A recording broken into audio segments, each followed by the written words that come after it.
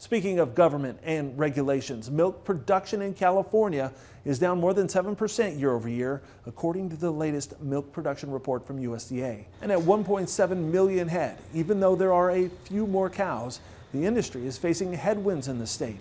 Tariffs and trade turbulence combined with stiff state regulations and H5N1 have growth in the Golden State on pause, if not in decline.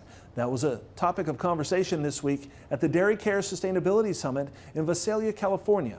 Karen Bonnard is the Dairy Editorial Director for Farm Journal. And Karen, you spoke with the Secretary of Ag there in California and asked about some of the regulations and whether any of that could change.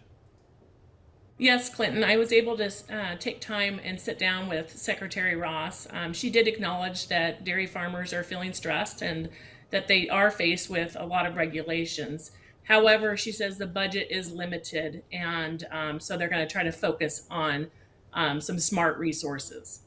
What we would like to do is focus on smarter regulations because they've been so additive over the years, and that cumulative effect of so many regulatory agencies that add on one on top of the other makes it very, first of all, very complex, timely, and time is money, as well as the cost of compliance.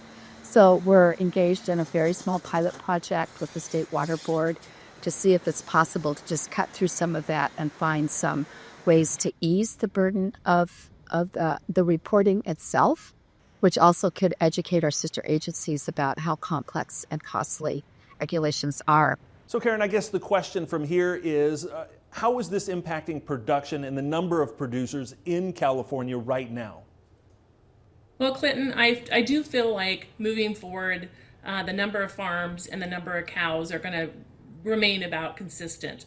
You do hear farms leaving the state, going to the Midwest where there is more access to land and fewer regulations. The matter of fact is that there is a huge existing manufacturing and population base, and there's a favorable location for dairy product exports. So dairy production in California will remain strong. Now, Karen, you're there in California at the California Dairy Sustainability Summit. What are folks learning there? What are farmers taking away from this event? Absolutely, Clinton. It's a great conference to focus on sustainability and all the efforts that dairy producers across the state are implementing. One producer took the stage and he says, "I'm just kind of an average dairy producer." And I smiled at that because I think a lot of dairy producers probably would react the same way. They might not be putting in digesters, but they're doing what they can to recapture water, to put in cover crops. And he also talked about solar panels. The dairy industry, whether it's in California or across the United States, is steadfast with their goal to become carbon neutral. All right, Karen Bonnard, thank you so much for being here. Thanks, Clinton. You can read more about Karen's conversation and the future of the dairy industry in California over at dairyherd.com.